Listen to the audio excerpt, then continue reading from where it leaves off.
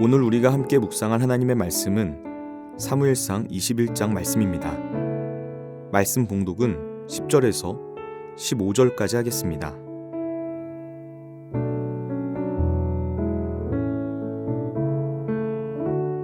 그날에 다윗이 사울을 두려워하여 일어나 도망하여 가드 왕 아기스에게로 가니 아기스의 신하들이 아기스에게 말하되 이는 그 땅의 왕 다윗이 아니니이까 무리가 춤추며 이 사람의 일을 노래하여 이르되 사울이 죽인 자는 천천히요 다윗은 만만이로다 하지 아니하였나이까 한지라.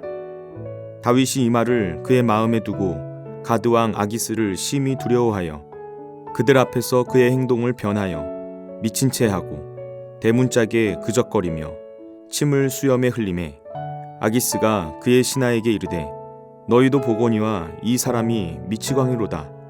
어찌하여 그를 내게로 데려왔느냐? 내게 미치광이가 부족하여서 너희가 이 자를 데려다가 내 앞에서 미친 짓을 하게 하느냐? 이 자가 어찌 내 집에 들어오겠느냐? 하니라. 아멘.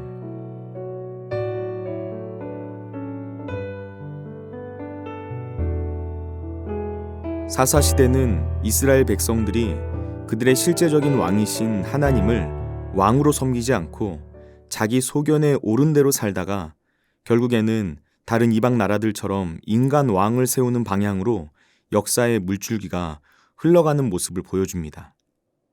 이스라엘 백성들이 사무엘에게 우리에게도 인간 왕을 세워달라고 요구했습니다.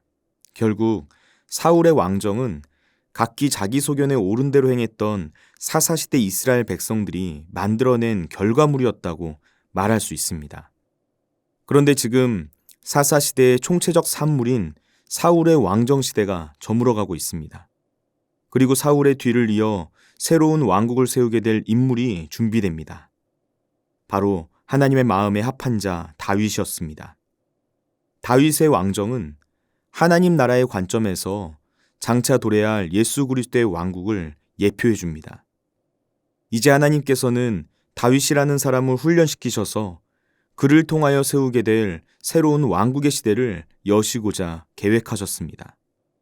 다윗의 왕국이 세워지기 위해서는 먼저 준비되어야 할 일이 있었습니다. 그것은 왕국의 리더로 기름 부음을 받은 다윗이라는 사람이 하나님의 마음에 합한 왕으로 잘 준비되어야 했다는 점입니다. 하나님께서는 다윗을 이스라엘의 왕으로 준비시키기 위한 방법으로 그가 사울의 왕궁을 떠나 광야로 가도록 만드셨습니다. 다윗이 사울의 위협을 피해서 왕궁에서 도망친 사건을 인간적인 시각으로 보면 그가 비참한 도망자의 신세로 전락한 것이었습니다. 그러나 하나님의 시각에서 이 모든 사건들을 살펴보면 다윗이 광야로 향하게 된 것은 그가 이스라엘의 왕으로 준비되기 위한 일종의 경영 수업이었습니다.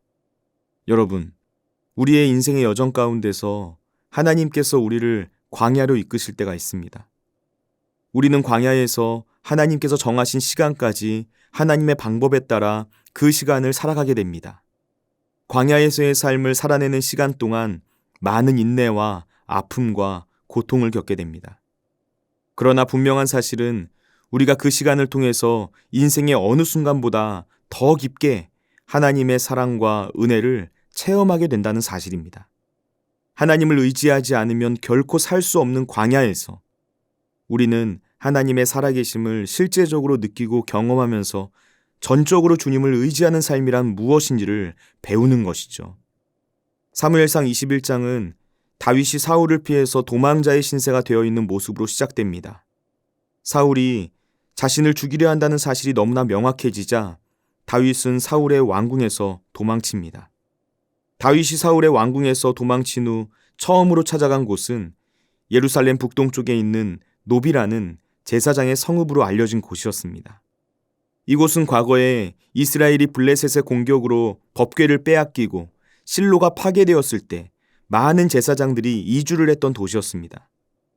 앞서 다윗이 선지자들의 성읍인 라마에 가서 사무엘의 도움을 받았던 것처럼 이제는 제사장의 성읍에서 도움을 구하기 위해 노브로 발걸음을 옮긴 것입니다. 다윗은 노베에서 제사장 아히멜렉을 만나서 자신이 비밀스러운 작전을 수행 중이라고 거짓말을 하면서 식량과 무기를 내어달라고 요구했습니다. 그러자 아히멜렉은 다윗에게 지성소 휘장 앞에 상에 전시되어 있는 거룩한 떡, 곧 진설병과 노베 보관되어 있었던 골리앗의 칼을 내어주었습니다. 여행 식량과 골리앗의 칼을 챙긴 다윗은 곧바로 블레셋의 가드왕 아기스에게 망명을 합니다. 생존을 위해서 정치적인 망명을 선택한 것이죠. 정치적인 망명은 다윗에게 사울의 위협을 단번에 해결해 줄 수 있는 선택지 중 하나로 보였던 것입니다. 그러나 사실 이런 선택이 하나님의 뜻에 합당한 일인가에 대해서는 생각해 볼 필요가 있는 것 같습니다. 왜냐하면 성경을 보면 다윗이 노베 성소에서 하나님께 기도로 물어보았다라는 내용이 전혀 없기 때문입니다.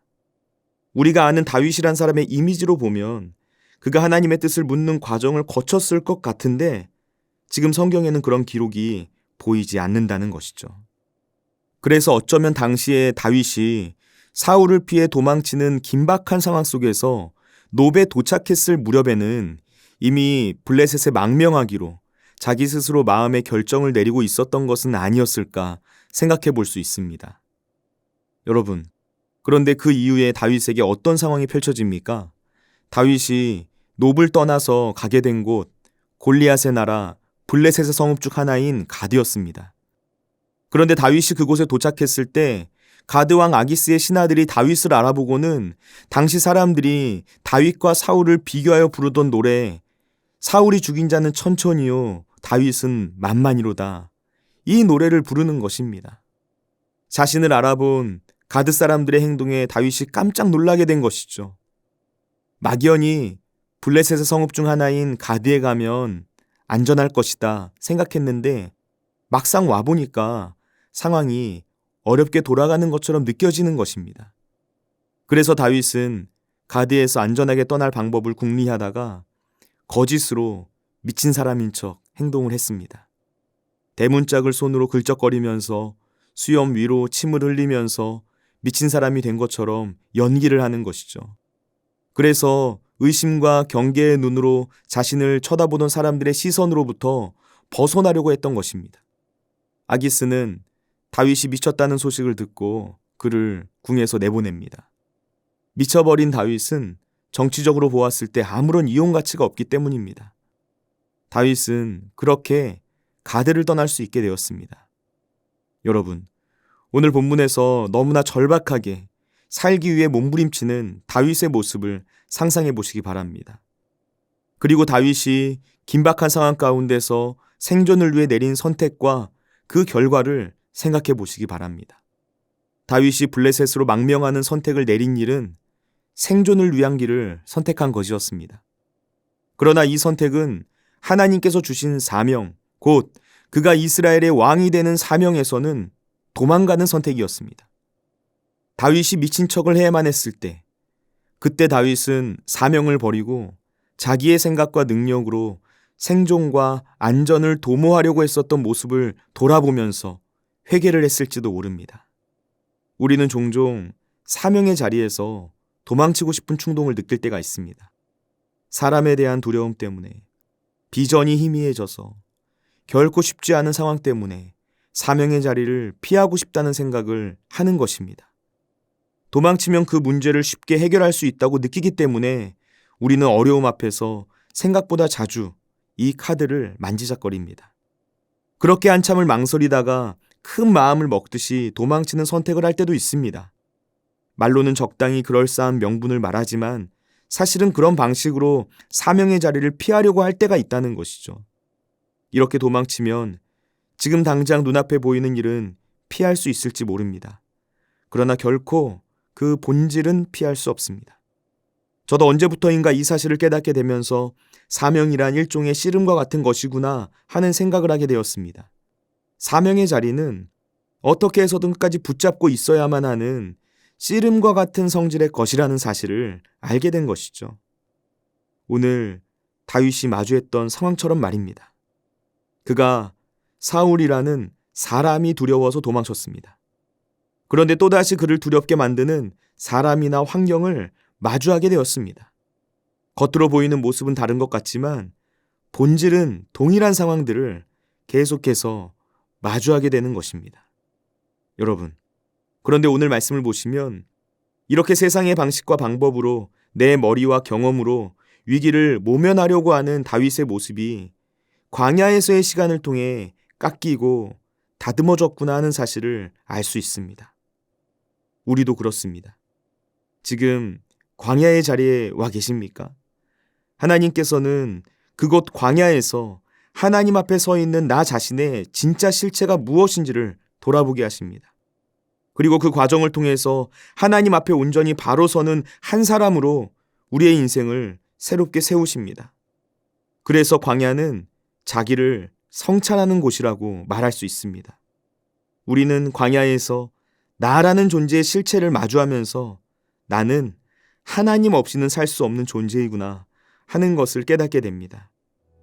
아직 그것을 모른다면 광야 학교에 입학해야 하는 것이고요. 그것을 가슴 깊이 깨닫게 되었고 그래서 하나님만 전적으로 의지하게 되었다면 광야 학교를 졸업할 수 있는 자격 조건을 갖춘 것이 아닐까 생각합니다. 기도하겠습니다. 우리를 사랑하시는 하나님 아버지, 세상의 방식으로 내 생각과 방법으로 위기를 모면하려고 했었던 연약함을 용서하여 주옵소서. 하나님 없이 살아가는 인생이 얼마나 어리석은지 보지 못하고 끊임없이 자기를 합리화하려고 했었던 우리의 부족함을 회개합니다. 사람과 상황을 두려워하면서 사명의 자리를 피하려고만 했었던 죄를 용서하여 주옵소서. 오늘 우리에게 다시 사명의 자리로 나아갈 수 있는 용기를 부어주시고 지금 광야와 같은 상황 가운데 있다면 그곳에서 우리를 만지시고 다듬으시며 새롭게 하시는 주님의 선하신 손길을 경험하게 하여 주옵소서. 오늘도 우리와 함께 하시는 예수님의 이름으로 기도드립니다. 아멘. 하늘에 계신 우리 아버지, 아버지의 이름을 거룩하게 하시며 아버지의 나라가 오게 하시며 아버지의 뜻이 하늘에서와 같이 땅에서도 이루어지게 하소서. 오늘 우리에게 일용할 양식을 주시고 우리가 우리에게 잘못한 사람을 용서하여 준 것 같이 우리 죄를 용서하여 주시고 우리를 시험에 빠지지 않게 하시고 악에서 구하소서. 나라와 권능과 영광이 영원히 아버지의 것입니다. 아멘.